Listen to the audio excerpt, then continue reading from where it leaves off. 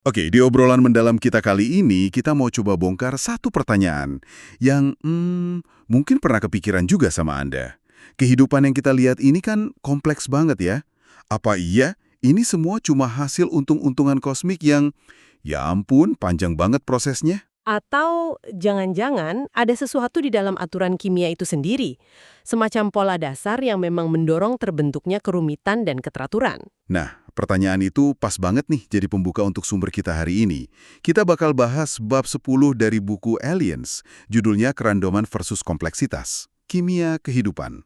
Ini ditulis oleh ahli kimia Andrea Sella. Sela ini punya argumen yang cukup menantang ya.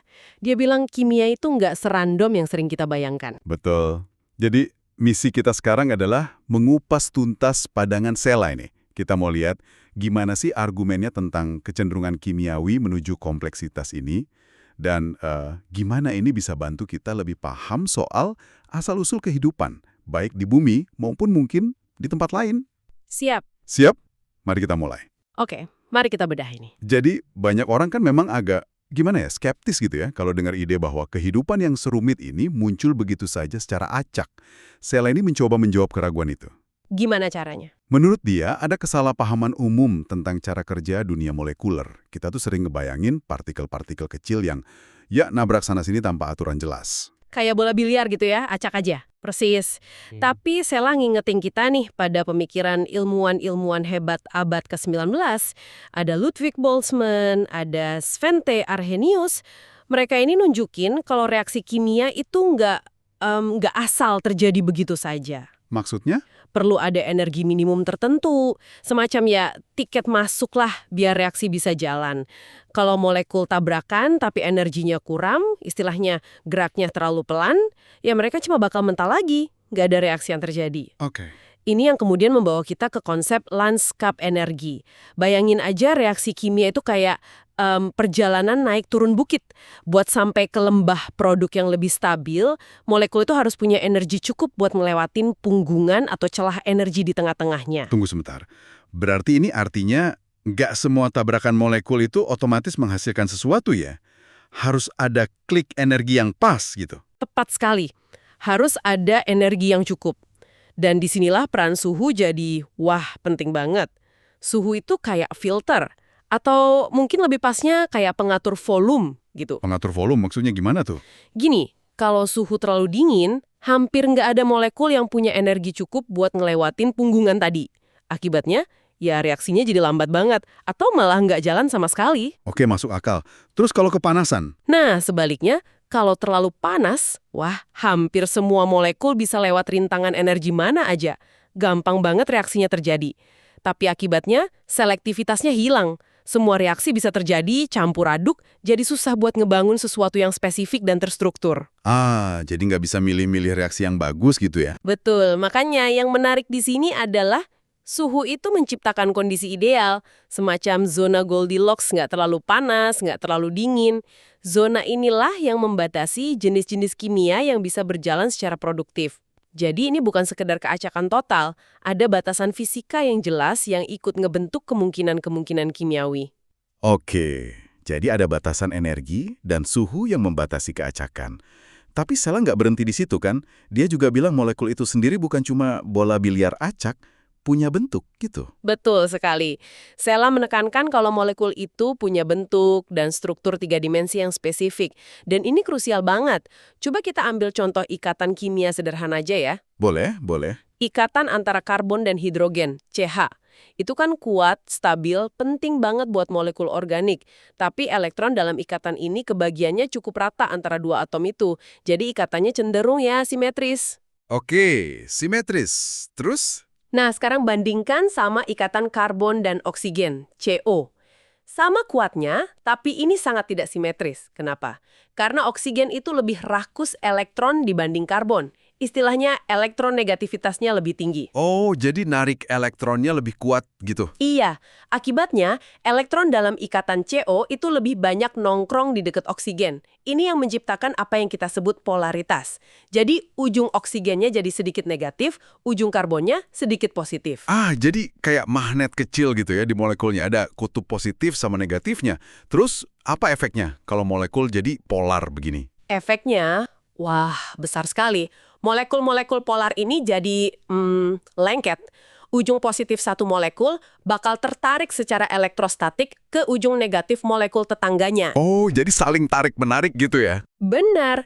Sifat lengket inilah yang mendorong molekul untuk nggak cuma tabrakan acak, tapi mulai berinteraksi secara lebih spesifik. Mulai menata diri, membentuk struktur yang lebih besar dan teratur.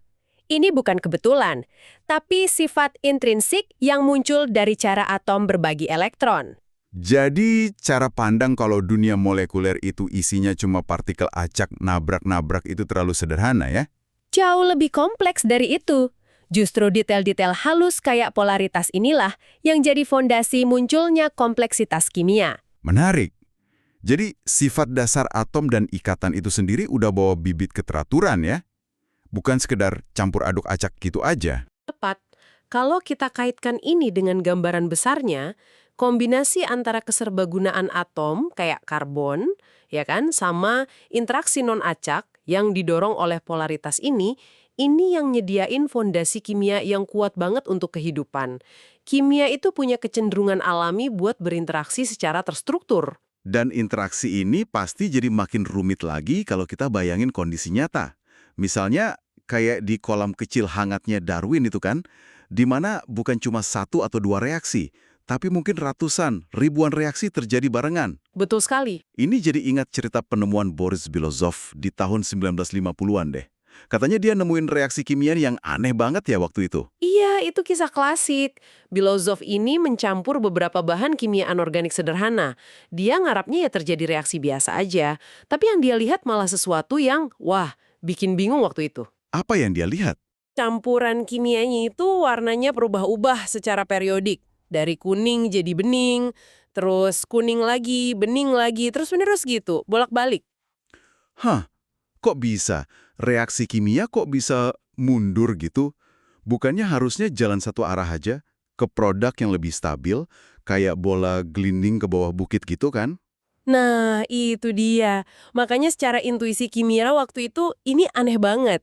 Kedengerannya kayak melawan logika dasar termodinamika. Nggak heran kalau penemuannya sempat ditolak mentah-mentah.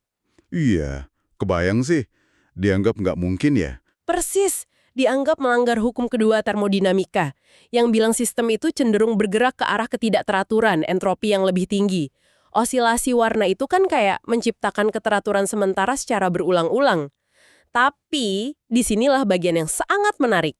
Gimana tuh? Ternyata Belozov itu nggak nemuin satu reaksi ajaib tunggal, tapi dia secara nggak sengaja menciptakan sebuah ekosistem kimia gitu, Sela nyebutnya. Ekosistem kimia? Maksudnya? Jadi, di dalam sistem itu, produk dari satu reaksi jadi bahan baku buat reaksi lain.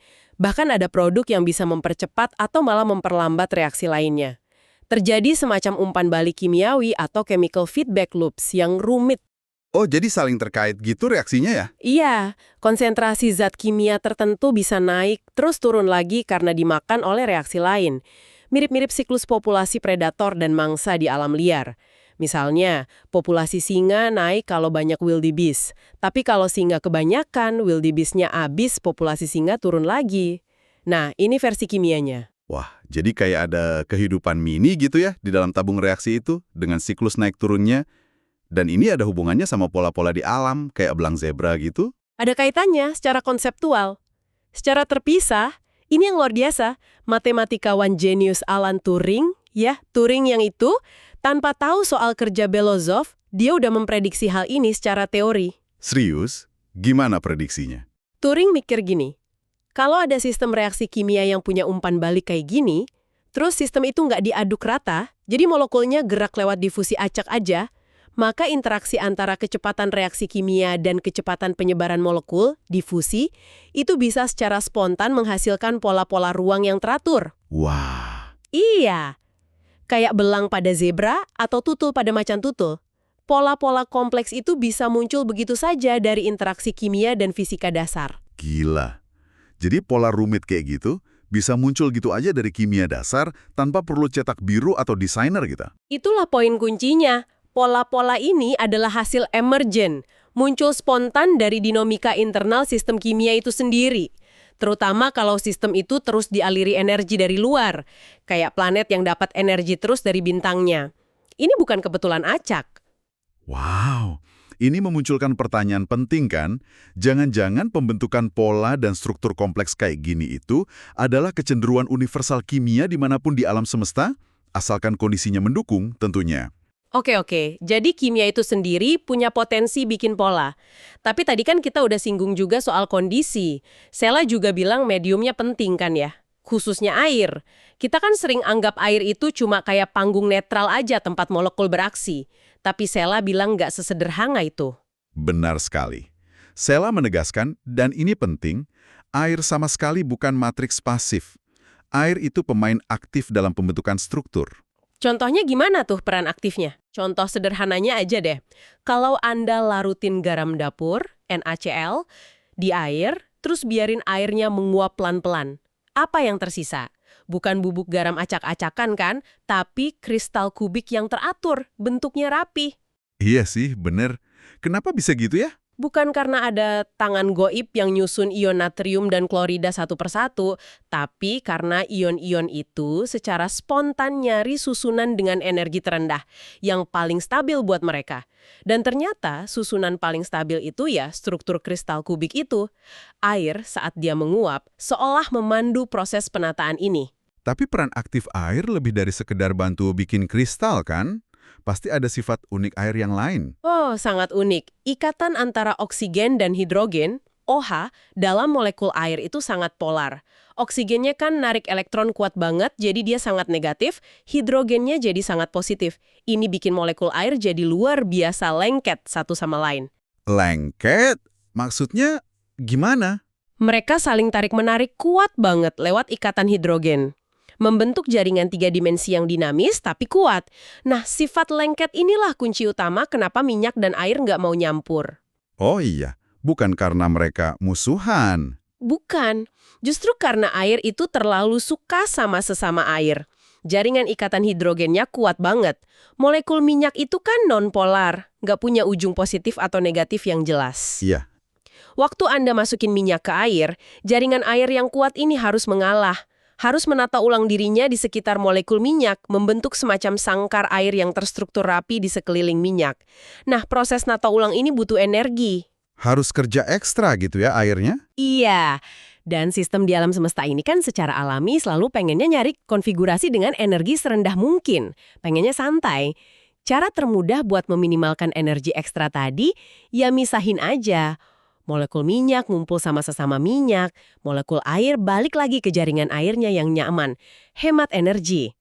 Jadi ini bukan karena air benci minyak, tapi lebih karena air terlalu suka sesama air dan nata diri di sekitar minyak itu butuh energi ekstra yang pengen dihindari oleh sistem. Gitu ya? Tepat sekali. Pemahaman ini penting banget. Sekarang, coba bayangkan molekul yang lebih kompleks, yang punya 2 sisi. Satu sisi suka air, polar, hidrofilik, sisi lainnya nggak suka air, non-polar, hidrofobik. Ada ya molekul kayak gitu? Banyak. Namanya molekul amfifilik. Contoh paling terkenalnya ya molekul lemak atau lipid yang ngebentuk membran sel kita. Atau bayangin aja bentuk sperma deh. Ada kepala yang polar, suka air, sama ekor panjang yang sifatnya kayak minyak, nggak suka air. Oke, terus apa yang terjadi kalau molekul kayak gitu dimasukin ke air? Nah, ini dia yang seru. Terjadi tarik-menarik yang menarik. Air bakal seneng berinteraksi sama kepala polarnya. Tapi, ekor berminyaknya bakal didorong menjauh dari air. Dipaksa buat ngumpul bareng sama ekor-ekor berminyak lainnya, biar kontak sama airnya minimal. Kan mereka nggak nyaman sama air. Apa hasilnya, kira-kira? Ekornya ngumpul di tengah, kepalanya di luar ngadep air. Jadi kayak bola. Persis. Tergantung bentuk molekulnya sama konsentrasinya, mereka bisa secara spontan ngebentuk macam-macam struktur teratur. Bisa jadi misel, itu bola-bola kecil dengan ekor berminyak di dalam, kepala di luar ngadep air. Oke. Atau bisa juga ngebentuk lembaran datar 2 lapis. Ekor ketemu ekor di tengah, kepala di luar di kedua sisi. Ini persis kayak struktur dasar membran sel kita. Wah, serius? Iya. Atau bahkan bisa ngebentuk vesikel. Itu kayak bola berongga yang dibungkus sama lapisan ganda tadi, mirip sel primitif. Ini benar-benar luar biasa. Interaksi antara struktur molekul yang spesifik dan sifat uniknya air itu secara spontan mendorong pembentukan struktur-struktur dasar biologi. Jadi membran sel itu terbentuk gitu aja, gara-gara sifat kimia molekulnya dan air. Secara prinsip dasar iya, tentu ada proses lain yang terlibat, tapi dorongan utamanya dari situ.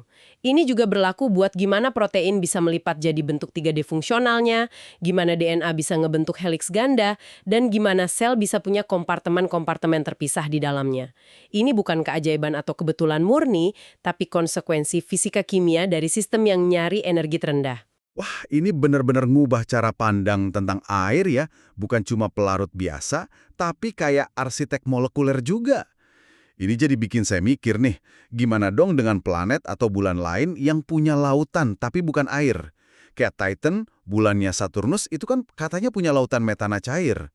Apa kimia kompleks bisa muncul di sana? Pertanyaan bagus. Sela ngebahas ini juga. Menurut dia, ada tantangan besar di sana. Molekul kayak metana, CH4, itu jauh kurang polar dibanding air. Jadi, interaksi antar molekulnya jauh lebih lemah, nggak selengket air.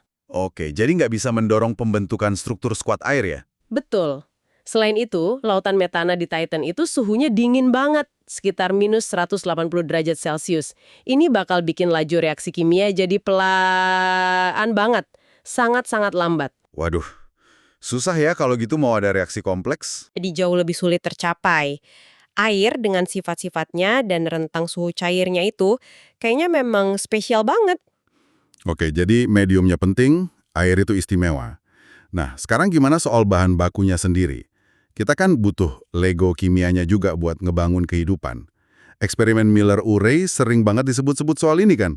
Iya, eksperimen Miller-Urey di tahun 1950-an itu memang ikonik banget. Mereka nunjukin kalau dari campuran gas sederhana yang waktu itu diperkirakan ada di atmosfer bumi purba kayak metana, amonia, air, hidrogen, ditambah energi kayak percikan listrik buat simulasi petir, ternyata bisa terbentuk beberapa blok bangunan dasar kehidupan. Apa aja tuh yang terbentuk? Ada beberapa jenis asam amino, ada gula sederhana juga. Meskipun model atmosfer purba yang mereka pakai mungkin sekarang perlu direvisi ya, tapi eksperimen ini penting banget karena ngebuktiin kalau komponen organik dasar itu bisa muncul dari kimia anorganik sederhana. Ini langsung memfokuskan arah penelitian asal-usul kehidupan. Dan tentu saja ada karbon.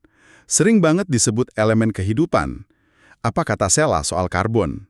Apa memang semagis itu? Sela ngingetin kita buat nggak terlalu mendewakan karbon sih. Kehidupan di bumi ini sebenarnya butuh sekitar 40 elemen berbeda loh, nggak cuma karbon. Oh, banyak juga ya? Iya, keunggulan utama karbon itu bukan karena dia satu-satunya yang bisa, tapi lebih karena keserbagunaannya, versatility-nya. Atom karbon itu bisa ngebentuk ikatan kovalen yang stabil banget sama dirinya sendiri, jadi bisa bikin rantai panjang, cincin, dan juga sama banyak elemen lain. Jadi bisa bikin molekul macam-macam banget ya? Betul. Ini memungkinkan terciptanya keragaman molekul yang luar biasa besar dan kompleks. Cocok banget buat nyimpen energi atau nyimpen informasi genetik, kayak DNA. Dan yang krusial, keserbagunaan karbon ini paling optimal justru pada rentang suhu di mana air berbentuk cair. Nyambung lagi kan ke air? Wah, iya juga ya. Klop gitu. Mungkin aja ada kimia kehidupan berbasis elemen lain, kayak silikon misalnya. Tapi kemungkinan besar nggak akan sefleksibel dan sekompleks kimia karbon dalam kondisi yang mirip bumi. Intinya, Sela ini menolak keras gagasan vitalisme. Vitalisme? Apa tuh? Itu gagasan lama yang bilang butuh ada semacam percikan kehidupan mistis atau kekuatan khusus biar benda mati jadi hidup. Sela bilang nggak perlu. Kehidupan menurut pandangan ini ya cuma sistem kimia yang amat sangat canggih yang muncul dari hukum fisika dan kimia itu sendiri ketika kondisinya pas. Oke, jadi kalau kehidupan itu pada dasarnya fenomena kimiawi yang mungkin terjadi kalau kondisinya pas. Dan kita kan belum bisa nih main-main ke eksoplanet buat ngecek langsung. Gimana cara kita ngintip dari jauh?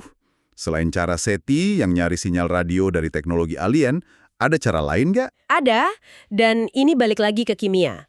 Sela merujuk pada gagasan dari James Lovelock, pencetus hipotesis Gaia, dan juga Carl Sagan.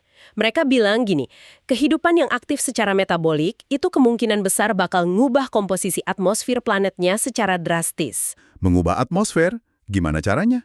Dengan menghasilkan gas-gas tertentu dalam jumlah besar, menciptakan ketidakseimbangan kimiawi yang nggak bakal ada di planet mati. Contoh paling jelas ya, planet kita sendiri, Bumi. Atmosfer kita kan kaya banget sama oksigen, sekitar 21%. Iya, betul. Nah, oksigen sebanyak itu hasil dari apa? Fotosintesis oleh tumbuhan dan mikroorganisme selama miliaran tahun. Di planet yang mirip Bumi, tapi nggak ada kehidupan masif kayak gitu, oksigen bebas banyak ini nggak akan bisa bertahan lama di atmosfer. Pasti bakal bereaksi sama batuan dan hilang. Oh gitu. Jadi, apa artinya ini buat kita yang lagi nyari kehidupan di luar sana? Artinya, kita bisa nyari tanda tangan atau jejak kimia kehidupan di atmosfer planet lain. Kayak nyari oksigen itu. Tepat sekali. Itu idenya. Dan alat utama buat ngelakuin ini namanya spektroskopi. Caranya, kita amati cahaya dari bintang induk planet tersebut. Khususnya waktu si planet lewat di depan bintangnya dari sudut pandang kita. Itu namanya transit. Oke, terus? Nah, waktu cahaya bintang itu ngelewatin atmosfer si planet, molekul-molekul gas di atmosfer itu bakal nyerap cahaya bintang pada panjang gelombang yang spesifik. Beda gas, beda pola serapannya. Kayak sidik jari kimia gitulah. Ah, jadi dari pola cahaya yang hilang itu kita bisa tahu ada gas apa aja di sana. Betul. Kita bisa analisis pola serapan cahaya ini buat tahu komposisi kimia atmosfer planet itu, bahkan perkiraan jumlah gasnya. Udah ada loh hasil-hasil awal yang menarik dari pengamatan atmosfer eksoplanet, misalnya dari tim yang dipimpin Giovanna Tinetti, yang juga nulis bab lain di buku Aliens ini. Wah, keren. Dan teleskop generasi baru kayak James Webb Space Telescope JWST, itu salah satu tujuan utamanya memang buat ngelakuin analisis atmosfer eksoplanet ini dengan jauh lebih detail lagi. Jadi, pada akhirnya pencarian tanda kehidupan di planet lain itu sangat erat kaitannya dengan pencarian kimia kehidupan. Nyari gas-gas kayak oksigen dan metana muncul barengan misalnya, atau nyari molekul kompleks lain yang susah dijelasin kalau nggak ada proses biologis di sana. Oke, jadi kalau kita rangkum nih dari kupasan kita soal pandangan Sela di bab ini, kimia itu ternyata nggak sepenuhnya acak ya. Ada semacam dorongan internal gitu dalam interaksi molekul yang dipengaruhi sama struktur atomnya, energinya, terus sifat pelarut kayak air. Dorongan ini mengarah ke pembentukan sesuatu yang lebih kompleks dan teratur, terutama kalau suhunya pas, di zona Goldilocks itu tadi. Gitu ya kira-kira? Bener sekali, itu rangkuman yang bagus dan implikasinya cukup besar loh. Kalau Sela benar, munculnya kehidupan mungkin bukan lagi soal kebetulan kosmik yang peluangnya kecil banget, tapi jadi hasil yang lebih mungkin terjadi, bahkan mungkin ya bisa dibilang tak terhindarkan ketika kondisi kimiawi yang tepat itu terpenuhi di suatu planet. Kondisi yang tepat itu apa aja tadi? Bahan bakunya ada. Bahan baku ada? Pelarutnya pas kayak air Ya. dan rentang suhunya cocok. Kalau semua itu ketemu, jalannya menuju kompleksitas kimia jadi lebih terbuka lebar. Tapi kondisi yang tepat itu tetap krusial banget kan ya? Bukan berarti otomatis pasti jadi kehidupan gitu aja kan? Oh, sangat krusial. Itu nggak boleh dilupakan. Sela juga menekankan banget pentingnya batasan kondisi ini. Suhu Goldilocks yang memungkinkan reaksi berjalan selektif, tapi tetap cukup cepat. Terus sifat-sifat unik air yang aktif banget mendorong pembentukan struktur, itu kunci buat jenis kimia kompleks yang kita lihat di kehidupan bumi. Jadi meskipun kimia punya kecenderungan buat jadi kompleks, lingkungan yang pas itu tetap jadi faktor penentu utamanya. Oke, ini menarik banget sih pemikirannya. Dan kalau kita tarik lebih jauh lagi nih dari argumen Sela ini, jadi muncul pertanyaan buat Anda renungkan di rumah. Kalau kimia memang punya kecenderungan alami menuju kompleksitas dalam kondisi yang tepat, dan kita tahu bahan dasarnya, air, karbon, elemen-elemen lain itu melimpah ruah di alam semesta. Apakah ini berarti alam semesta kita ini punya semacam bias atau persiapan gitu ya, untuk menciptakan bibit-bibit kehidupan dimanapun kondisinya memungkinkan? Pertanyaan yang dalam itu. Terus coba bayangkan lagi, kira-kira seperti apa ya bentuk kompleksitas kimiawi yang mungkin muncul di dunia yang kondisinya sedikit aja beda dari bumi? Misalnya, planet yang suhunya sedikit lebih dingin atau lebih panas, atau tekanannya jauh lebih tinggi. Mungkinkah ada jalur kimiawi lain menuju sesuatu yang bisa kita sebut hidup, tapi wujudnya sama sekali berbeda dari yang kita kenal di sini? Bisa jadi kan, kita belum tahu pasti. Nah, itu dia, sebuah pemikiran untuk dibawa pulang. Terima kasih banyak sudah menyimak obrolan mendalam kita kali ini. Sampai jumpa di The Deep Dive berikutnya.